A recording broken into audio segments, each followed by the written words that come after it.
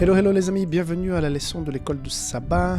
Nous sommes en train d'étudier la 13e leçon, la dernière de ce trimestre. Nous touchons la fin de l'année 2024 et bientôt la leçon du premier trimestre 2025 se pointe. Aujourd'hui, nous allons parler de ténèbres et de lumière. C'est le sujet de la leçon d'aujourd'hui. Avant de parler de la leçon, si jamais, sache que nous avons une équipe d'intercesseurs. Donc même quand j'étais malade et je n'ai pas pu présenter la leçon, j'ai vu que les demandes continuaient d'affluer et puis ma collègue transmettant donc ces demandes à l'équipe d'intercesseurs. Donc si tu souhaites vraiment qu'on puisse prier pour toi pour une situation délicate par laquelle tu passes en ce moment, n'hésite pas à faire usage de ces guerriers de la prière. Donc en bas de cette vidéo, il y a un lien où tu peux atteindre un formulaire où tu pourras mettre ta demande, ta requête de prière. Ok ?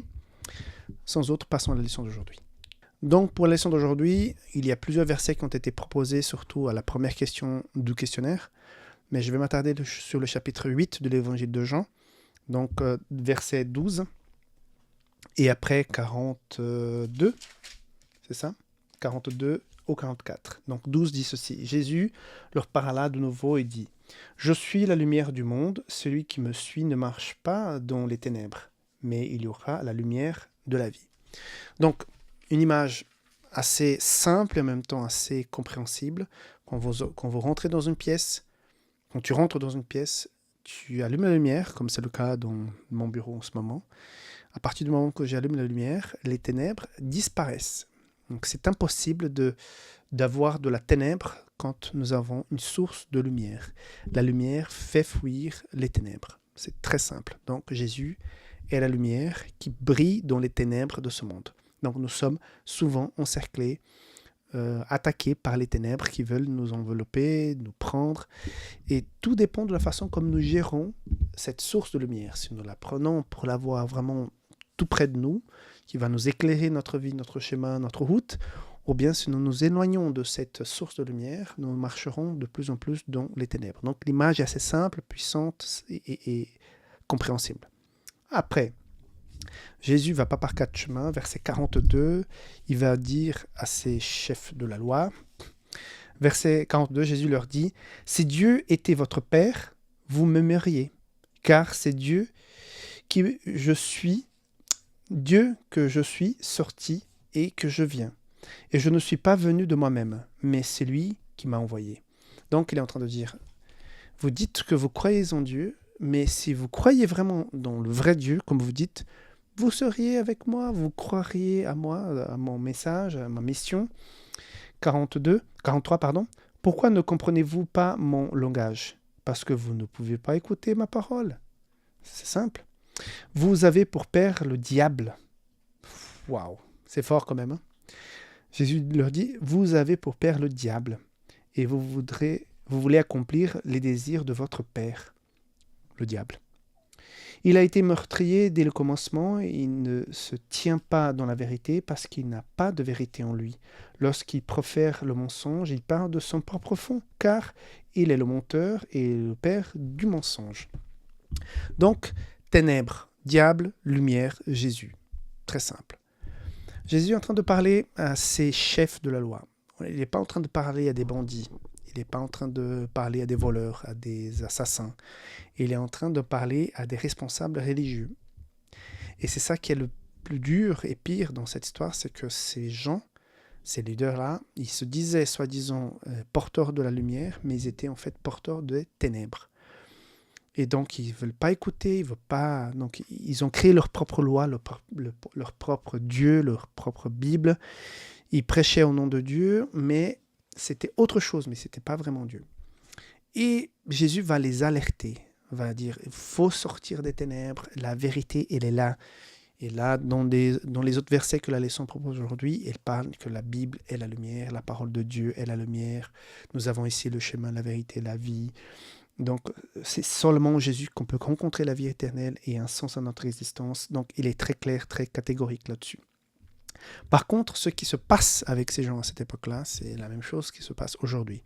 Nous sommes les mêmes, la nature est la même. Et l'envie de d'être au centre, de se croire plus qu'on est, de manipuler les gens, d'avoir le pouvoir sur les autres personnes, de ce pouvoir, avoir aussi des richesses qui vont avec pour donner un certain statut, confort, c'est là dont le cœur de l'homme dépite toujours. Donc, ces mêmes personnes qui ont trompé ceux qui étaient à leur époque des gens qui voulaient suivre Jésus mais qui suivaient les ténèbres, c'est la même chose aujourd'hui. C'est pour ça que peut-être tu suis quelqu'un qui est, entre guillemets, peut-être pour toi un gourou, un leader, un chef religieux. Donc il faut toujours contraster ce que cette personne dit à la parole de Dieu. Je sais que la majorité de personnes qui me regardent, qui m'écoutent, sont attachées à l'étude de la Bible. Mais si jamais tu es ici sur cette vidéo de passage, si tu tombes sur cette vidéo comme ça, par hasard, et que tu es quelqu'un qui a envie de connaître Dieu, de savoir davantage, avant de trouver une église, avant de trouver un pasteur, un leader, un menteur, il faut avoir tout d'abord cette rencontre avec la Bible, la parole de Dieu. L'étude et les lectures de la Bible vont t'apporter une connaissance, une sensibilité par rapport entre le bien et le mal, qui va te guider à trouver effectivement après une famille spirituelle chrétienne qui va avoir aussi la Bible au centre. Moi, j'étais dans cette quête, j'étais avant catholique, j'étais engagé, mais je me sentais extrêmement vide. J'ai commencé ma recherche et j'ai visité plusieurs églises et finalement, je trouvais la réponse avec l'étude de la parole de Dieu. Et cette étude m'a amené à devenir adventiste. Aujourd'hui même, je suis pasteur et tout ça. Mais c'est tout d'abord par la parole de Dieu. C'est cette étude, l'étude de ce que Jésus nous a laissé comme guide et qui fait toute la différence. Donc, très attention. Moi, j'admire beaucoup de leaders dans notre église, des pasteurs, des conférenciers qui disent des choses, qui arrivent à exprimer la Bible d'une façon que moi-même, je n'arrive pas à le faire. C'est super. Mais ça reste là comme un point de référence, comme un soutien, comme quelqu'un qui nous invite à rester sur la route, le chemin, à mieux comprendre la parole de Dieu. Mais c'est tout. Il ne faut pas prendre les pasteurs comme si c'était des semi-dieux, quoi, comme... voilà, parfois on m'a déjà posé des questions sur des choses de la vie privée des gens, pour des choix qu'ils devaient faire, parce qu'ils voudraient plutôt qu'un pasteur prenne la décision à leur place que d'assumer eux-mêmes la prise de cette décision. Mais c'est trop facile. Il ne faut pas faire ça. Il faut prendre cette décision que tu as à prendre, basée sur la parole de Dieu, sur ta relation, sur tes moments de prière, et disant, Seigneur, ouvre-moi les portes pour me montrer où dois-je aller ou que dois-je faire. Mais pas mettre ta vie entre les mains d'un autre être humain. C'est entre les mains de Dieu, point. Et ce que je suis en train de dire là, c'est que ceux qui manipulent, ceux qui disent avoir la lumière, mais qui sont en train de conduire les gens dans les ténèbres, ce sont des enfants du diable. Et là, il va franco dire à ces gens qui sont des instruments du diable. J'ai déjà rencontré des gens qui sont sortis avec des idées, des nouvelles interprétations de la Bible, et qu'il fallait qu'on quitte tous l'église, qu'on parte sur la montagne, qu'on parte à part, qu'on crée un groupe et qu'on puisse vraiment avoir une relation véritable et qu'on ne va plus dans les grandes villes et tout ça. Il y a un mélange entre des bons conseils et des conceptions erronées. Et souvent, pour ne pas dire presque à 100%, ces gens sont hyper consacrés au départ, mais finissent tous pour quitter et ce mouvement nouveau et l'Église et vivent une vie pire qu'avant. Donc, faut faire très attention. Je ne suis pas en train de dire que l'Église est parfaite, que nous avons vraiment la raison sur tout et que tous les dirigeants, tous les pasteurs, ce sont des saints. Non, je suis loin de dire cela. Nous restons des êtres humains et là où il y a l'être humain, il y a des erreurs, il y a des manquements, il y a tout. Voilà. On n'est pas bon, quoi. Tant que Jésus ne revienne pas, on n'est pas bon. Mais de là à sortir et fonder un autre mouvement et dire que ceci, cela, franchement, j'ai jamais vu des gens qui ont fait ça finir bien. Donc, je parle vraiment très terre à terre avec toi. qui me regarde, faites très attention. Il y a des mouvements qui sont contre le Saint-Esprit, il y a des mouvements qui sont contre la dîme, il y a des mouvements qui sont contre l'organisation de l'Église. Si tu veux rentrer dans un mouvement, tu as un menu rempli. Il y a plein de mouvements dissidents à droite et à gauche, mais ça ne finit jamais bien. Ça ne finit jamais bien.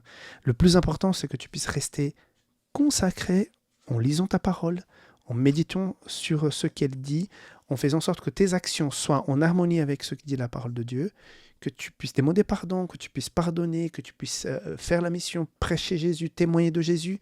Voilà la mission première. Oui, étudions les prophéties. Oui, participons à des actions de plus de consécration spirituelle. Moi, j'aime énormément les semaines de prière où, à la fin, on a un moment, on sent qu'on a vécu quelque chose dans la semaine. Moi, quand je dirige, quand je participe, j'aime bien les semaines de prière puisqu'il y a quelque chose de spécial, de particulier. J'ai déjà été invité à plusieurs reprises à aller dans d'autres pays, dans d'autres églises pour vivre des semaines de prière ou d'évangélisation. Il y a quelque chose de spécial. Et le Saint-Esprit, et en plus quand on prie, quand on se prépare, on sent sa présence de façon plus forte. Oui, ces moments-là sont vraiment importants. Mais après, il faut dans la vie de tous les jours les appliquer. C'est pas seulement vivre un moment d'émotion à ce moment-là et chercher toujours à vivre des moments pleins d'émotions, émotions spirituelles. Mais après, on doit tous manger, on doit tous vivre, on est encore sur la terre. Donc, il faut travailler, vivre, mais avec nos valeurs. Et c'est ça le plus dur. Être un bon voisin, être un bon collègue de travail, être un bon professeur, camarade de classe, que sais-je, mais chrétien, qui vit dans la lumière et pas dans les ténèbres. Voilà. Que Dieu te bénisse, on se voit demain. Bye bye.